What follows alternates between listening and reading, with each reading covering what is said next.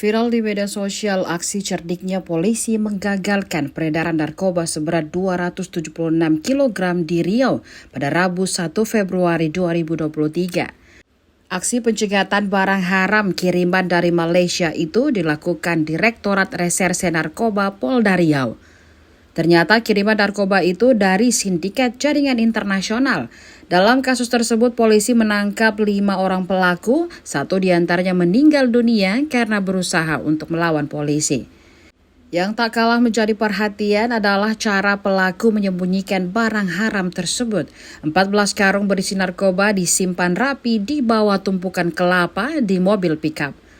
Video detik-detik pembongkaran kelapa tersebar luas di media sosial Instagram. Salah satunya di akun Instagram @terangmedia, di mana terlihat polisi tengah sibuk menurunkan ratusan biji kelapa dari mobil.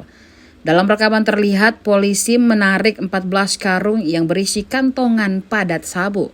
Dalam kolom komentar, banyak netizen yang memuji kecerdasan polisi bisa membongkar kamuflase pengedar narkoba tersebut.